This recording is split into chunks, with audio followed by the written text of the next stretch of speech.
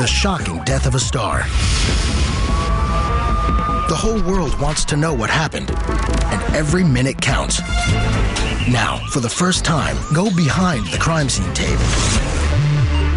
With computer-generated forensic graphics and true-to-life reenactments, follow the investigation as police race against time to solve the case. In this episode, Tupac Shakur, rap superstar at age 25, brutally gunned down on the Vegas Strip. The arm came out of the back door, and it started firing into Tupac. Learn how doctors helped Tupac fight for his life. He's had a right lung removed, and he remains in critical condition. And how police missed crucial chances to find the killer. Police made so many mistakes during the investigation, it's difficult to catalog them all. Go deep inside one of the most notorious celebrity shootings in history. There's a lot of truth to be told and questions to be answered regarding that night. Next, on Famous Crime Scene, Tupac Shakur.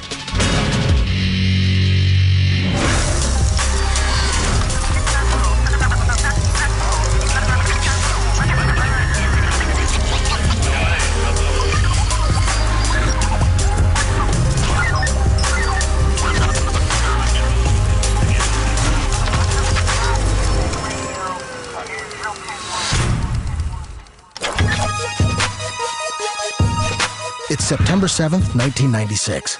Tupac Shakur is in Las Vegas with Suge Knight, head of Death Row Records, to attend the Mike Tyson-Bruce Seldon fight at the MGM Grand. We were sitting ringside watching the fight, and Mike Tyson and Seldon steps into the ring, the bell ding ding, and 50 seconds later the fight was over. Mike knocked him out in the first round. Tyson and Pac were, good friends. So we was in a pretty celebratory mood. So we proceed to leave at this time.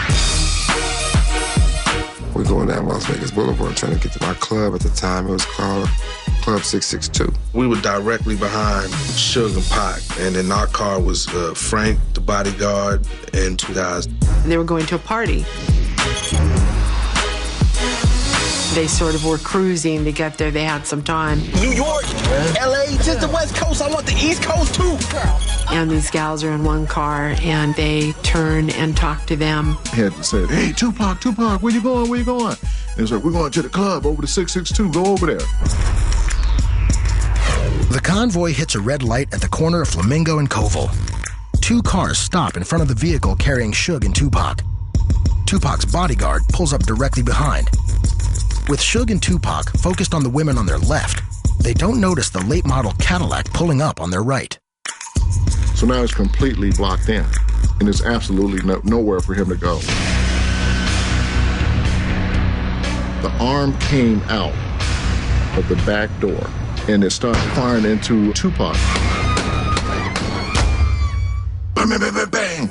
And once it stopped, all you saw was all of this smoke going up in the air. It definitely seemed like everything slowed down, and I just remember thinking, man, they shooting forever.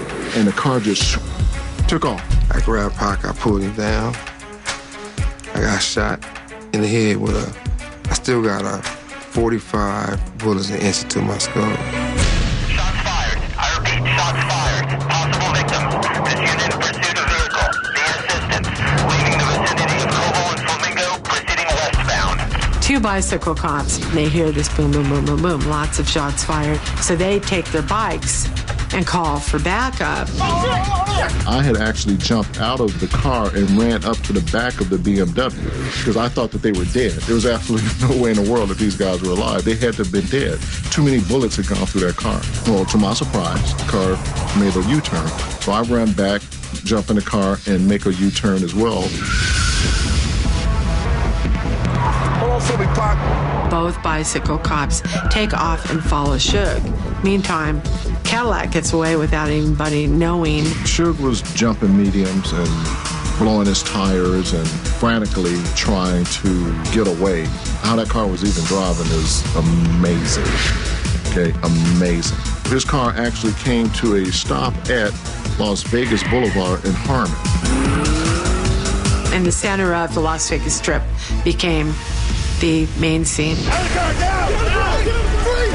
The cops arrived on the scene. They didn't know what had happened. They saw this shot up BMW, screaming glass, blood. They pulled everybody, including Suge, out of the car, and Suge didn't want to get out because he wanted to stay with Tupac because he was injured. At that point, Tupac was still conscious. The police didn't know whether he'd been shot or whether he was involved in the shooting. I get out the car, I tell the police, I'm saying, hey, slow up. They got the guns drawn out on us. I'm saying, look, I'm shot, he shot, slow up. They said, you want to get shot again? Hey, be quiet. There's a lot of police all over the strip. They came out in full force. Oh, we need an ambulance. Get out right now. Don't move. Suge was on the ground, and I said, that's the CEO of our record label. He's a victim here. So the police let Suge up off the ground, and Tupac was still sitting in the BMW. And for whatever reason, the door wouldn't open from the outside. They couldn't get Pac out the car because they didn't know how to open the door and take the seatbelt off, so I did. So he opened the door, and we pulled Tupac out of the car, and we laid him on the ground. The ambulance approached, and he's laying there, and he takes a breath, and he crosses his hands just like this over his body, and he goes, and that was the last breath I ever saw him take on his own. Tupac is barely conscious as EMS workers load him into the ambulance and rush him to the University Medical Center. With the injured evacuated and the area around Suge's car secured, police begin their investigation. Harmon and Las Vegas Boulevard became the focal point for the police, for ambulances and everything. We were cuffed and interrogated right there on the Vegas Strip. We got tattoos and whatnot, so it was like, what gang you in? And they was like, who did you see? Can you give us a description? Witnesses at the shooting scene tell police that Tupac and his entourage had beaten up a man earlier that evening, supposedly payback for a run-in between the man and a member of Tupac's crew 1 month prior. After the fight in the MGM, one of Suge's homeboys came over, and he whispered into Tupac's right ear. Well, when he whispered into his ear, Tupac shot off. They ran up to this guy, and he started throwing blows at him. The rest of the entourage approached him as well, and he started, kicking him and, fighting him while he was down on the ground.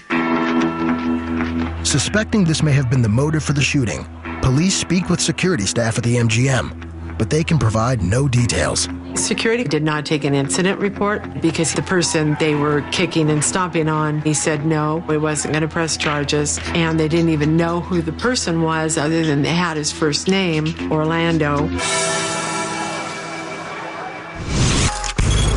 right, we're here. One and we're walking. It's 20 minutes after the shooting. Tupac and Suge Knight are at University Medical Center, where hospital personnel work to stabilize Tupac's condition. Their biggest problem? A bullet has passed through his right lung, causing the area to fill with blood. In order to drain it, doctors insert a tube through skin and muscle, between the ribs, and into the chest cavity. The vast majority of thoracic trauma that occurs, that's going to take care of your problem. The blood vessels will contract, the bleeding a lot of times will stop on its own, and that's all you have to do. They believed they had him stabilized, but apparently the level of internal bleeding was more significant than they realized. Meanwhile, police are on the hunt for the shooter's car. We are looking for a suspect vehicle which was described as a white Cadillac, newer model Cadillac. That's all we have on it right now. We have our crime scene analysts who's gathering evidence. The police made so many mistakes during the investigation, it's difficult to catalog them all. Number one error was why one of those bike patrol officers didn't stay at the scene of this shooting on Flamingo. You've got witnesses who might have taken off. You've got all these people, and then they're scrambling after the fact. Dozens and dozens and dozens of people drove through the crime scene by the time they closed it off. It was contaminated in every way, probably totally useless. In the 20 minutes before the shooting scene could be secured, casings left from the shooter's gun were run over and scattered by speeding cars. Some were damaged, others rolled yards away into gutters or otherwise disappeared. They didn't get any fingerprints off the casings. They weren't able to get forensics on this, and the evidence in this case was just very little. Ballistics evidence shows that the shooter in the white Cadillac